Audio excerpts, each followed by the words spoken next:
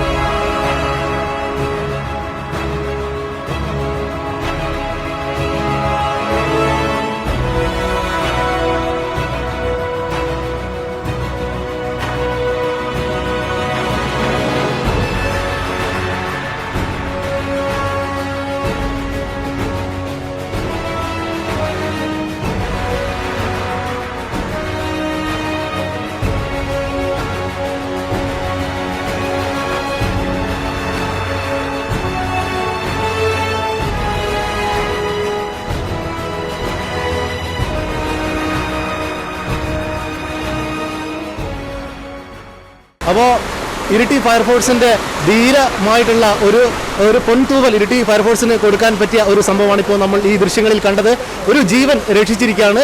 സ്വന്തം ജീവൻ പണയം വെച്ച് ഇരിട്ടി പഴയ പാലത്തിൽ നിന്ന് എടുത്തു ചാടി ഫയർഫോഴ്സ് തൂണിൽ നിന്ന് തന്നെ അദ്ദേഹത്തെ ഉയർത്തി ഒരു ജീവൻ ഇരിട്ടി ഫയർഫോഴ്സ് ഇപ്പോൾ രക്ഷിച്ചിരിക്കുകയാണ്.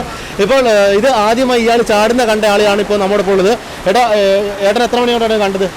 അവർ വരുന്നവരെ ഒരു കാമണിക്കൂർ മുമ്പാണ് നമ്മൾ കണ്ടത്. അതിനുശേഷം പാലത്തിന് മുകളിൽ നിന്ന് അവർ നേരെ ചാടുകയായിരുന്നു. അപ്പോൾ ആ സ്റ്റെപ്പിൻ്റെ മുകളിലേക്ക് വീണ് പിന്നീട് ആ പുല്ല് പിടിച്ച് എണീച്ചതിന് ശേഷം ശ്രമിച്ച് വീണ്ടും വീഴേണ്ട സമയത്തുള്ള അന്നേരം നമ്മൾ ഫയർഫോഴ്സ് വിളിച്ചത്. ആ ചെടിയിൽ പിടിച്ചിട്ടുകൊണ്ട് വീഴാതെ രക്ഷപ്പെട്ടു. അതിനുശേഷം പോലീസ് നമ്മൾ വിളിച്ച് ഫയർഫോഴ്സിനെ വിളിച്ചാരാണ് നിങ്ങൾ? ഞാനല്ല വിളിച്ചത്, ഞാൻ സുനിൽ സാറിനെ വിളിച്ച് അതിനുശേഷം ഫയർഫോഴ്സ് വിളിക്കുമായിരുന്നു. അതെ, അപ്പോൾ വന്ന് രക്ഷപ്പെടുത്തി.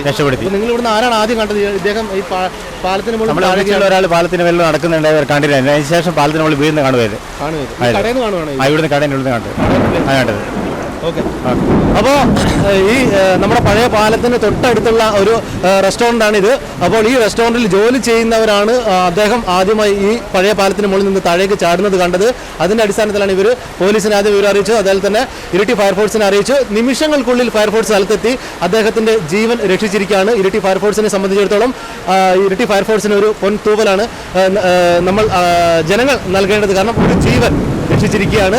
അത് നമ്മൾ എടുത്തു പറയേണ്ടതാണ്. ഇരിട്ടി ഫയർഫോഴ്സിന് ഒരു ബിഗ് സല്യൂട്ട് നൽകാം അല്ലേ? ഓക്കെ.